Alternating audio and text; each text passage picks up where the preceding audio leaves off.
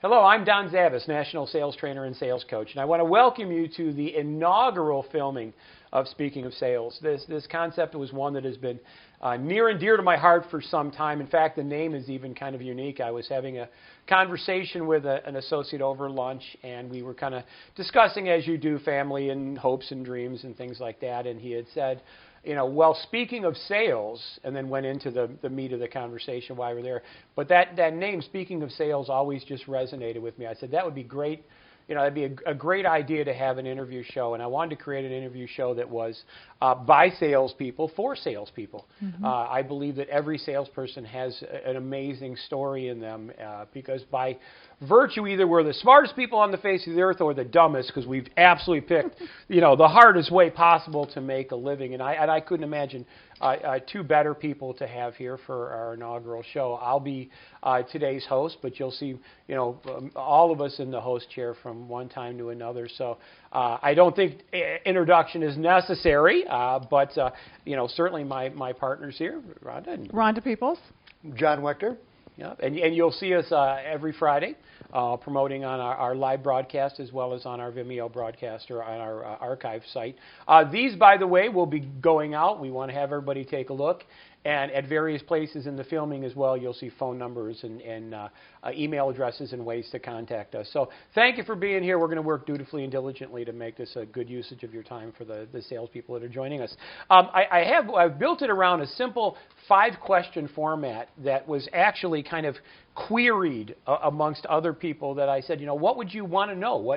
If you had a chance to talk to a great salesperson, what would you ask? And I probably had about 60 different questions, and I kind of stemmed it down to the ones that really seem like the ones that are going to have the greatest amount of impact. So if no further ado, let me start into it. We'll start with the ladies first. And so, Rhonda, I always have to ask this because I grew up in a sales environment since I was that 5 to 7 that we talked about in sales session. What got you involved in sales? What was your introduction to sales? My introduction to sales was a have to.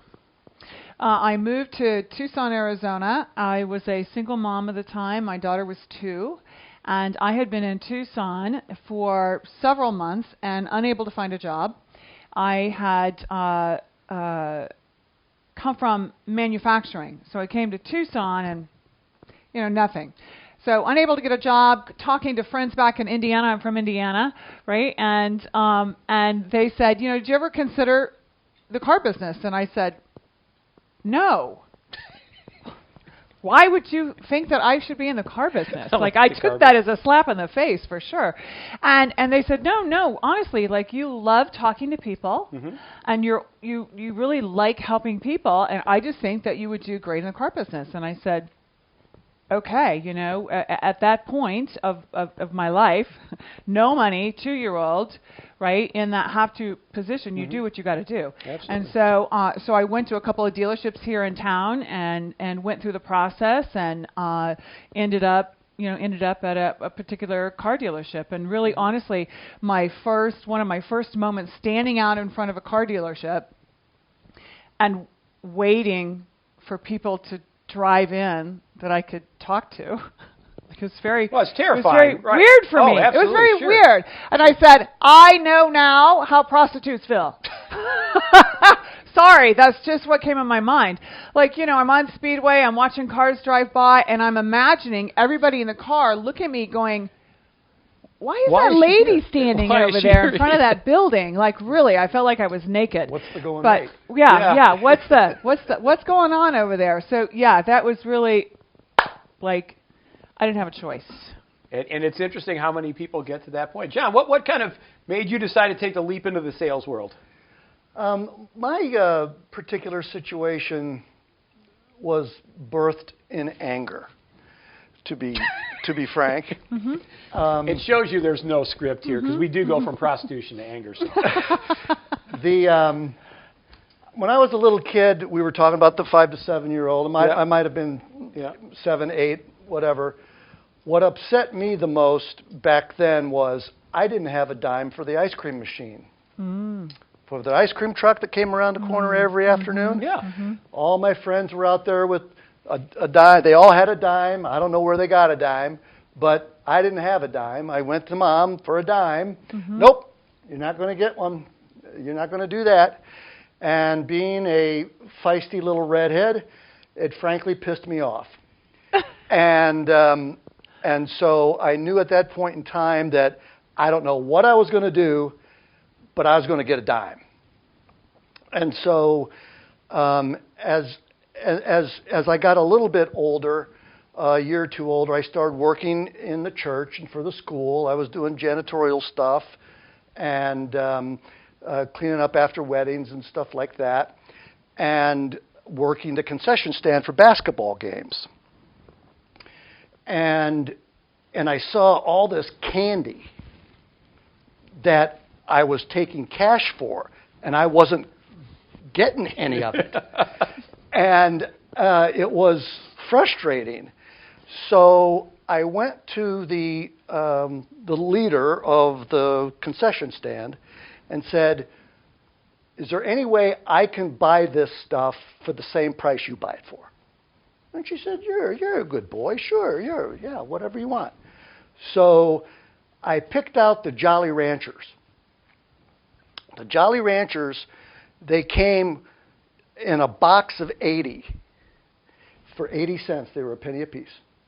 And, you sold them by the piece at the basketball game. Right. But you could buy a box for 80. And so I would only sell by the box. I'd buy it for 80 and sold it for $1. Made 20 cents a box. And then I was able to do that. I continued that on into high school.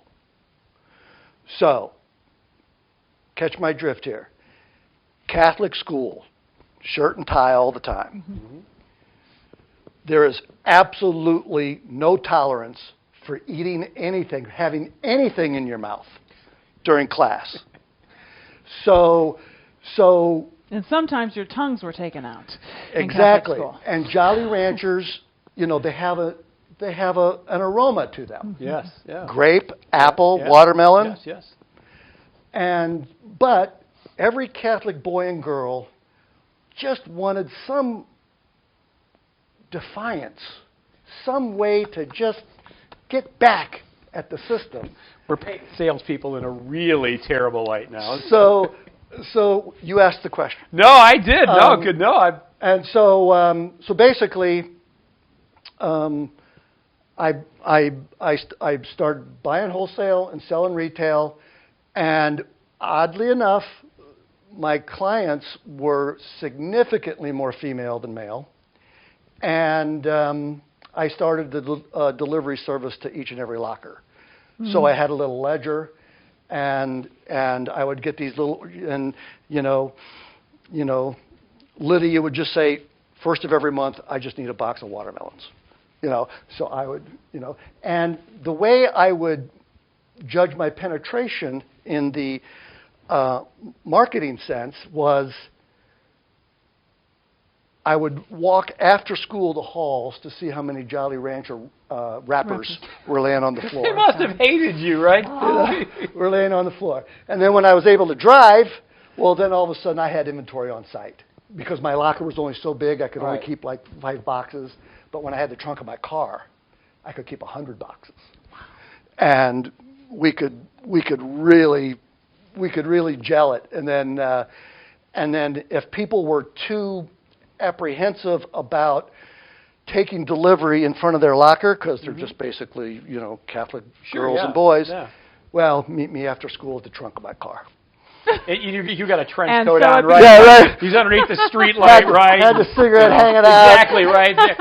Everybody whispers in hushed tones and such.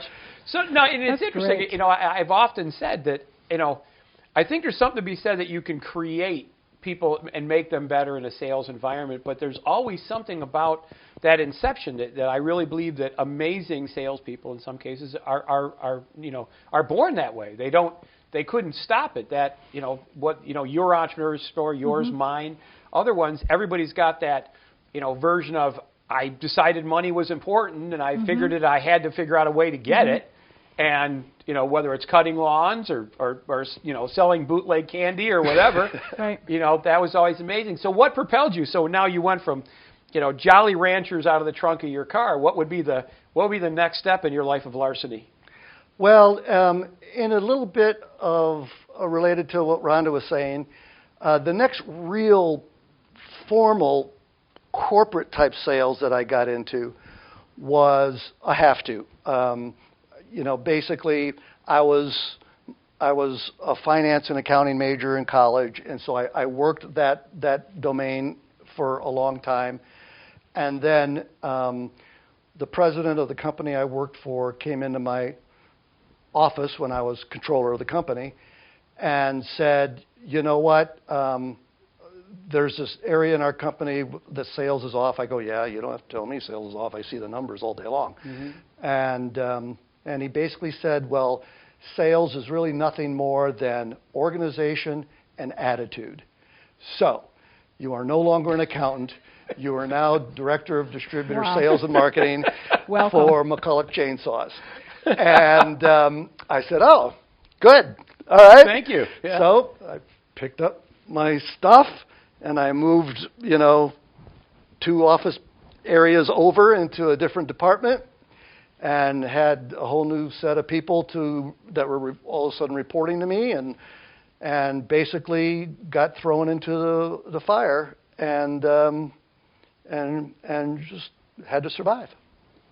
Yeah, baptism by fire and that's a common, a common story where you go through these changes in your life and ultimately that it comes. And Rhonda, you had shared with me when you first moved here about a unique story about your daughter in daycare. Mm-hmm. And I remember when you told me this was like, if you could crystallize what we've all shared at some point in time, but I thought your version was excellent. Would you be comfortable kind of sharing Sure. it? Okay. Sure. I moved to Tucson, Arizona, not knowing anybody, only a couple of family members, and the relationships were very soft. Like, I didn't know how long I was going to be staying where I was at, and I ended up being in one household and not staying in that household very long, and ended up living with another family member who lived across town. My mother, the time that I was staying with at the time, was in the healthcare industry, and because she was a nurse or in the hospital at the time, there was a daycare that had opened across the street. So for those of you who are from Tucson, it was at St. Mary's. So at St. Mary's Hospital across the street, kind of in the back, in the back yards there, back 90, was a little daycare, and it was really for the people in the hospital. So my daughter, it was perfect timing. We got here, we arrived, I got free daycare. So by the time I found a job, I had no money. I had bill collectors calling me on a regular, like I wasn't answering the phone. And so I ended up having to move across town to Alvernon, like over by the Doubletree, for those again of you in Tucson. So it was like the other side of the city. And so I had to be at work at a certain time. I had to take my daughter to daycare. And so, figuring out the bus routes, I had to be at 4 o'clock in the morning, which I think was kind of around this time because it was really dark at 4 o'clock and it was cold. Mm-hmm. And so at 4 o'clock in the morning, my daughter and I, who was 2 at the time, we would go out we'd be at the bus at the bus stop, the bench, at 4 o'clock in the morning. And we'd be, huddling together, waiting for the bus to come, and they'd take us across town. And as we went across town, there was my stop, and then they would go up the hill a little bit to, not even a half a mile, like a quarter of a mile to the college, and just turn around. It wouldn't go through the college. It just kind of had a turnaround. And then it would come back down, right, in the area where they dropped me off, and then go back into town. I had to get on that bus, that particular bus, to get back to work on time. And so they would drop us off. We would run probably a quarter of a mile to the daycare in the back, and my daughter would be screaming the entire time. No, Mommy, I don't want to go. I don't want to go. I don't want to go. Like crying. No. I'm in heels, nylons, and a dress.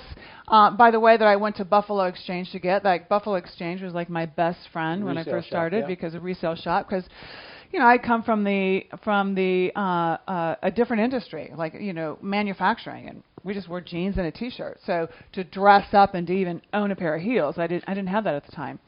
And so I'm running, dragging her, sometimes trying to pick her up to go faster because I've got to get back to the bus before it comes back down. So I get her in, check her in, and then I would run back to the road to get across the street to get on the bus to be able to get it to work in time.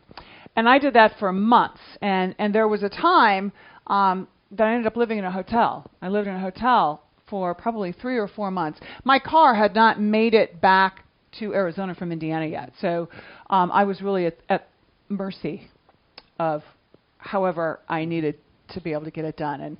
And because of the circumstances at the time and things that were going on, the craziness that was happening at the time, I just did what I had to do.